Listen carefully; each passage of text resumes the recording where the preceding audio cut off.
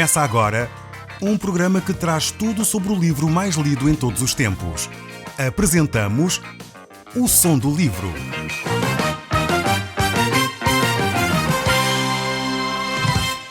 Seja muito bem-vindo. Neste podcast vai encontrar o livro mais conhecido e lido em todo o mundo. Vamos levá-lo numa viagem pela história da humanidade. Este é um audiolivro para si, para a sua família e sociedade em geral. Contextualização e comentários de Paulo Chaveiro. Nós vamos olhar para a história de mais um rei, o rei Uzias. Então nós vamos começar neste segundo livro de Crónicas, no capítulo 26, e hoje vamos começar a partir do verso 1.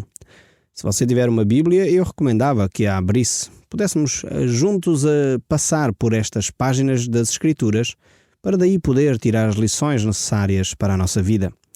Já temos experimentado como este livro é tão especial e como ele fala ao nosso coração, mesmo depois de nós termos desligado o nosso rádio. Continuemos assim, então, no verso 1 do capítulo 26, e diz a palavra de Deus o seguinte: Todo o povo de Judá tomou a Uzias, que era de 16 anos, e o constituiu rei em lugar de Amazias seu pai. Ele edificou a Alat e a restituiu a Judá. Depois descansou com os seus pais. Uzias tinha 16 anos quando começou a reinar e 52 anos reinou em Jerusalém. Era o nome de sua mãe Jecolias de Jerusalém. Ele fez o que era reto perante o Senhor, segundo tudo o que fizera Amazias seu pai. Propôs-se buscar a Deus nos dias de Zacarias, que era entendido nas visões de Deus. Nos dias em que buscou ao Senhor, Deus o fez prosperar. Aqui temos o início da história deste rei. Uzias era um homem que servia ao Senhor, mas realmente podemos dizer que ele não era um homem que o servia de coração inteiro. E por que é que nós chegamos a essa conclusão? Porque realmente diz o texto aqui no final que o Senhor o fez prosperar durante o tempo em que ele o buscou. Ou seja, houve alturas em que Uzias não buscou ao Senhor. Por isso não pôde prosperar nessas alturas. Esta é, infelizmente, a experiência de muitos de nós. Muitas vezes na nossa vida nós não prosperamos, não avançamos na nossa vida por causa desta atitude, porque não buscamos, em primeiro lugar, o reino de Deus e a sua justiça. Pois aquilo que Jesus nos diz é que se nós fizermos isso, buscarmos em primeiro lugar o reino de Deus e a sua justiça, todas as outras coisas nos serão acrescentadas. E infelizmente, por vezes temos invertido esta promessa de Deus. Queremos que Deus nos acrescente todas as outras coisas e só depois então buscamos a Deus de todo o coração e só depois então buscamos a Deus em primeiro lugar. Temos de entender bem a palavra de Deus. Infelizmente vejo pessoas que buscam a Deus quase tipo investimento bancário. Eu vou buscar a Deus para que Deus me faça prosperar. Não deve ser essa a atitude. Devemos realmente buscar a Deus de todo o nosso coração. Infelizmente até várias igrejas têm surgido com base nesta reflexão. Têm surgido levando as pessoas a pensar dessa forma. Se eu fizer um investimento buscando a Deus, então Deus vai me trazer todas as outras coisas. Eu quero dizer que essa não é a atitude correta no seu coração. Se você pensa assim, eu gostaria de sugerir uma mudança de comportamento, uma mudança de pensamento, uma mudança de atitude. Busca Deus de todo o coração e veja realmente a promessa de Deus se cumprir. Mas não é só por causa da promessa que você deve buscar a Deus. Vigie o seu coração, olhe o seu coração. O livro de Deuteronômio nos desafia a que cada um de nós possa buscar a Deus de toda a nossa alma, de toda a nossa força, de todo o nosso entendimento, com todo o nosso coração. E realmente este é o tipo de adoradores que Deus procura. O verso 6 deste mesmo texto continua a dizer, estamos de novo em 2 Crónicas, e diz assim a palavra de Deus: Saiu e guerreou contra os filisteus, e quebrou o muro de Gate, e de Jabné, e o de Ashdod. Edificou cidades no território de Ashdod, e entre os filisteus. Deus o ajudou contra os filisteus, e contra os árabes que habitavam em Gulbaal, e contra os amonitas. Aqui vemos Uzias sendo ajudado pelo próprio Deus nos vários combates que ele travou contra os seus inimigos. Porém, isto acontece porque Uzias buscava a Deus. Quando ele se aproximava de Deus, Deus era com ele, assim como nós já vimos com vários outros reis. Mas quando os reis se afastavam de Deus, quando eles desprezavam a aliança que tinham estabelecido com Deus, então a desgraça vinha sobre a nação de Israel. Mas vamos voltar ao texto. O verso 8 continua a dizer: os amonitas deram presentes a Uzias, cujo renome se espalhara até a entrada do Egito, porque se tinha tornado em extremo forte. Vemos aqui o crescimento que acontece quando nós realmente estamos do lado de Deus, quando buscamos a Deus de todo o coração. E o texto continua no verso 9 deste capítulo 26 de 2 Crônicas. Também edificou Uzias torres em Jerusalém, a porta da esquina, a porta do vale e a porta do ângulo, as fortificou. Também edificou torres no deserto e cavou muitas cisternas, porque tinha muito gado, tanto nos vales como nas campinas. Tinha lavradores e vinhateiros, nos montes e nos campos férteis, porque era amigo da agricultura. Tinha também Uzias um exército de homens treinados com armas que saíam à guerra em tropa, segundo o rol feito pelo escrivão Jeiel e Maassaias, oficiais sob a direção de Ananias, um dos príncipes do rei. O número total de cabeças de família, homens valentes, eram de 2.600. Debaixo das suas ordens havia um exército guerreiro de 307.500 homens, que faziam a guerra com grande poder para ajudar o rei contra os inimigos. Preparou-lhes Uzias para todo o exército escudos, lanças, capacetes, couraças e arcos, e até fundas para atirar pedras. Fabricou em Jerusalém máquinas de invenção de homens peritos, destinadas para as torres e cantos das muralhas, para atirarem flechas e grandes pedras. Divulgou-se a sua fama até muito longe, porque foi maravilhosamente ajudado até que se tornou forte. Naquele tempo, em Judá, um rei bem-sucedido era aquele que realmente confiava no Senhor, que buscava a Deus de todo o coração, que depositava nele a sua fé. Aliás, vemos pelo salmista que escreve que é bem-aventurado o povo cujo Deus é o seu Senhor. E esta verdade se mantém ainda hoje, não só naquele tempo, quando os povos buscam a Deus, quando todas as nações procuram a Deus em primeiro lugar. Isso faz com que a nação possa crescer de uma forma espantosa e as outras nações reconhecem o seu crescimento. Se nós olharmos para as nações hoje, que são as mais poderosas economicamente, nós verificamos que na sua gênese, no início, na sua origem, eles tiveram como base a palavra de Deus. Eles tiveram como alicerce, fundamento dessa nação, o obedecer às Escrituras. E mesmo aqueles povos aqui na Europa que eram mais antigos que isso, eles a certa altura no seu percurso da história optaram por ter a palavra de Deus como algo prioritário na sua nação. E por isso se tornaram nações poderosas. Infelizmente as nações, quer na Europa, quer no Ocidente, que menos impacto têm na sua economia, que menos prosperidade têm, são aquelas que de alguma forma se mantiveram no obscurantismo, se mantiveram fechadas à palavra de Deus durante muitos e muitos séculos. É necessário realmente que o nosso povo procure a palavra de Deus, não lá na estante, porque eu imagino que a maioria dos nossos portugueses, a maioria dos cidadãos do nosso país, têm uma Bíblia em casa, mas têm na estante. Não é disso que eu estou a falar. Eu estou a falar que é necessário ler a Bíblia, aplicar essa mesma Bíblia.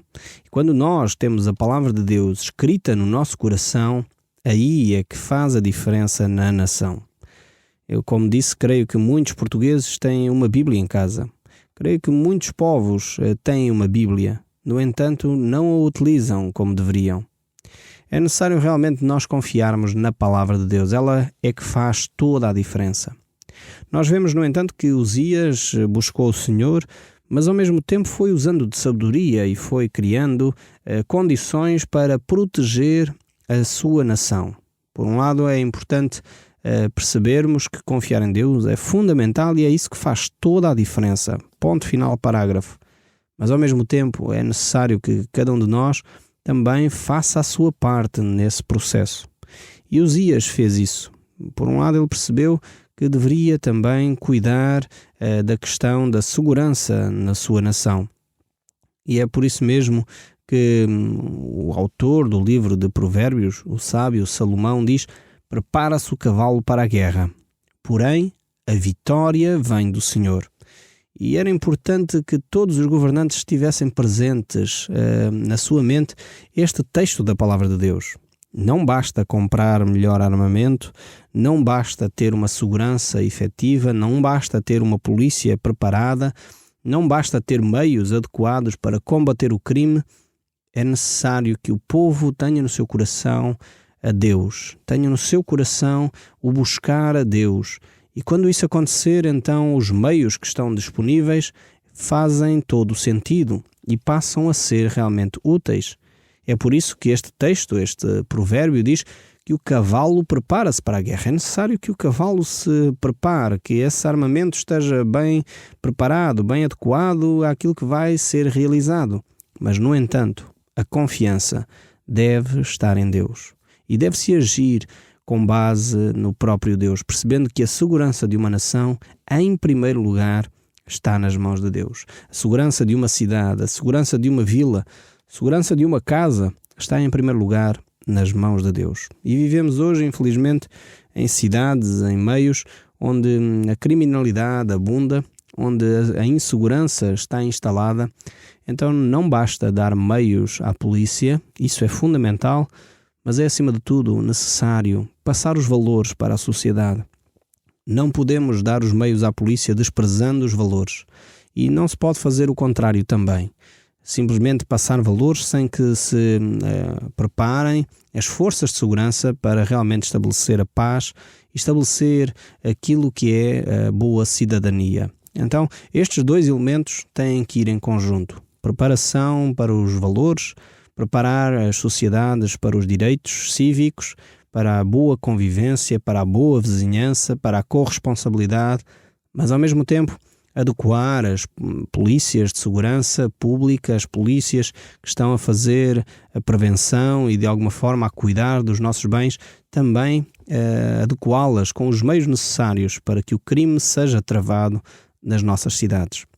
Mas continuando aqui o nosso texto bíblico, vemos que este texto não para por aqui. É importantíssimo nós entendermos e retirarmos daqui as lições, mas ao mesmo tempo vamos continuar a ver este texto no verso 16, no capítulo 26 do segundo livro de Crônicas. E ele diz assim: mas havendo-se fortificado, exaltou-se o seu coração para a sua própria ruína. Notem bem esta frase. Exaltou-se o seu coração para a sua própria ruína e cometeu transgressões contra o Senhor seu Deus, porque entrou no templo do Senhor para queimar incenso no altar de incenso. Porém o sacerdote Amazias entrou após ele com 80 sacerdotes do Senhor, homens de maior firmeza, e resistiram ao rei Uzias e lhe disseram: a ti, Uzias, não compete queimar incenso perante o Senhor, mas aos sacerdotes filhos de Arão, que são consagrados para este mistério. Sai do santuário, porque transgrediste, nem será isso para a honra tua da parte do Senhor teu Deus. Uzias aqui comete um dos grandes erros da sua vida. Ele acha que, pelo facto de se ter tornado grande, de ser um rei poderoso, capaz de dominar várias nações à sua volta, pensava ele que agora podia fazer o que lhe apetecia. E entra no templo para oferecer incenso. Ele não percebe que realmente ele tinha uma área de competência dada por Deus, mas havia outros elementos na sociedade que tinham as suas funções dadas também por Deus. Isto levanta-nos aqui uma séria questão. É que muitas vezes os políticos, os governantes, pensam que estão acima da lei. Pensam que estão acima de todas as coisas e que podem fazer o que bem entendem e o que querem. Pois eles têm realmente muito poder nas suas mãos. Poder que lhe foi delegado, em primeiro lugar, por Deus. sejam eles cristãos ou não, acreditem eles nisso ou não, facto é que as autoridades estão em iminência porque Deus permitiu que elas lá estejam. Mas em segundo lugar também eles têm essa autoridade, esse poder, porque lhes foi delegado pelo povo que votou neles. Aqui com o rei não era bem assim, porque era por uma questão quase hereditária, portanto podemos dizer assim, portanto era esse rei por uma sequência familiar, mas ao mesmo tempo isso não queria dizer que o rei estava acima da lei, que o rei estivesse acima da sociedade, que o rei pudesse fazer aquilo que lhe apetecia. E foi exatamente isso que os sacerdotes alertaram este rei. Os sacerdotes avisaram que ele não poderia estar a fazer uma coisa que competia aos sacerdotes, que estava claramente escrito na lei que eram os sacerdotes que tinham esse direito e, acima de tudo, esse dever. Ainda que Uzias pudesse querer adorar a Deus, não era ele que poderia fazê-lo como ele o fez. E por isso mesmo estes 80 sacerdotes mantiveram-se firmes e fizeram muito bem confrontando este rei, que estava a ficar demasiado orgulhoso, dizendo que ele estava a ir longe demais e isto era algo que Deus não iria tolerar. E realmente Deus não tolerou. Eu creio que isto é um aviso para todos aqueles que têm autoridade, sejam eles religiosos, políticos, enfim, membros de uma associação qualquer, que as pessoas estão lá nos seus órgãos sociais, órgãos de poder, porque foi delegado neles a autoridade. Mas isso não quer dizer que eles têm livre trânsito para fazer tudo o que lhe apetece, tudo aquilo que eles querem. Isto é uma chamada severa de atenção para aqueles que pensam que, pelo facto de eles terem determinadas autoridades, pensam que podem fazer tudo. Atenção, não é assim. Sejam eles políticos, sejam eles o cargo que tiverem no nosso país, ninguém se pode colocar acima da lei, ninguém se pode colocar acima das orientações que Deus dá na sua própria palavra.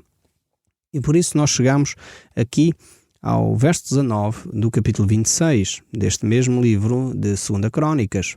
Então Uzias se indignou, tinha o incensário na mão para queimar incenso, indignando-se ele, pois contra os sacerdotes a lepra lhe saiu na testa perante os sacerdotes, na casa do Senhor, junto ao altar de incenso. Aqui vemos que, apesar de repreendido, Uzias ainda ficou indignado com a repreensão. Ele achava que realmente este sumo sacerdote, este sacerdote, não teria autoridade para o repreender de tal forma.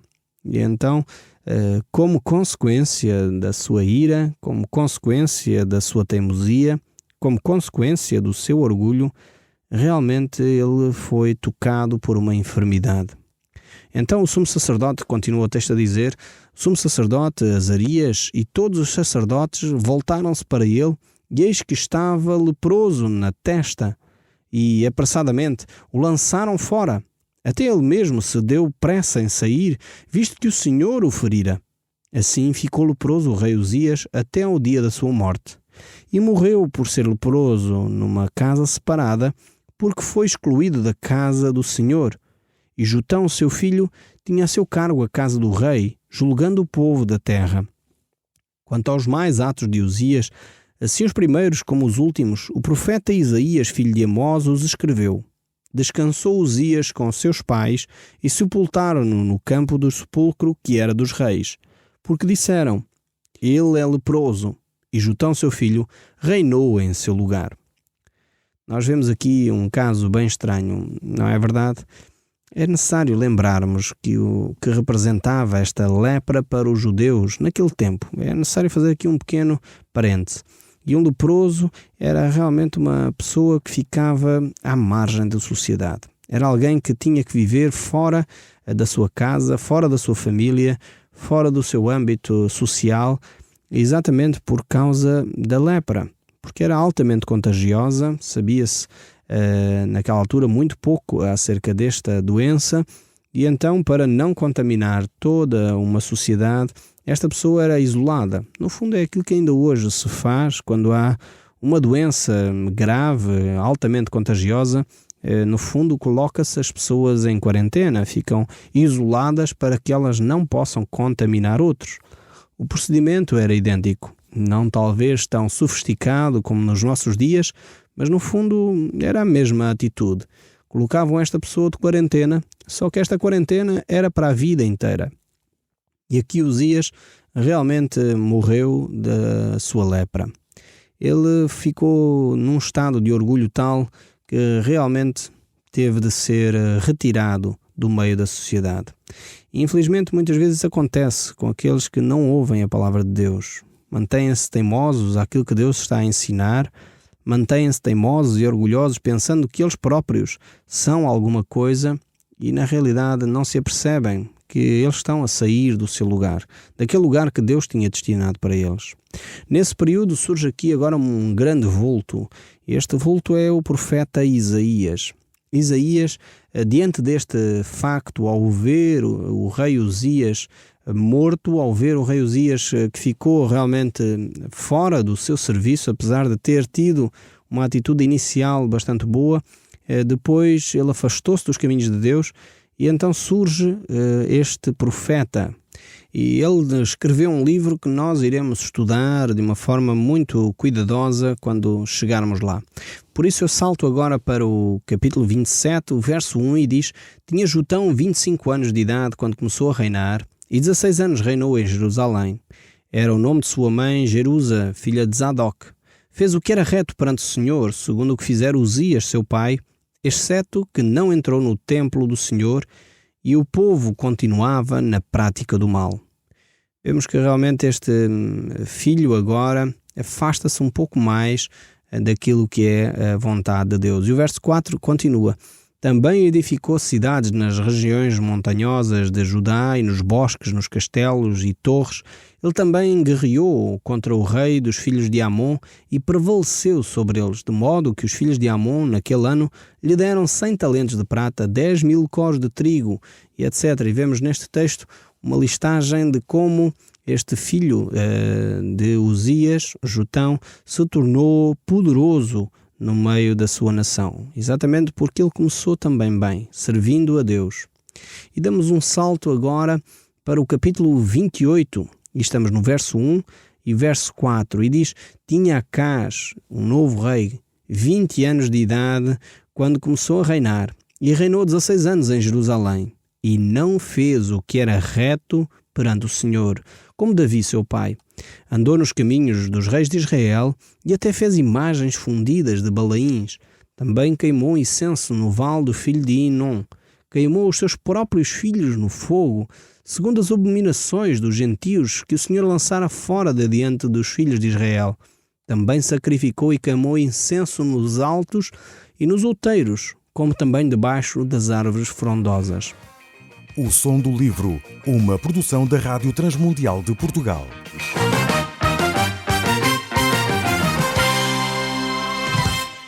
RTM. Conhece todos os nossos programas em rtmportugal.org. Uma produção da Rádio Transmundial de Portugal.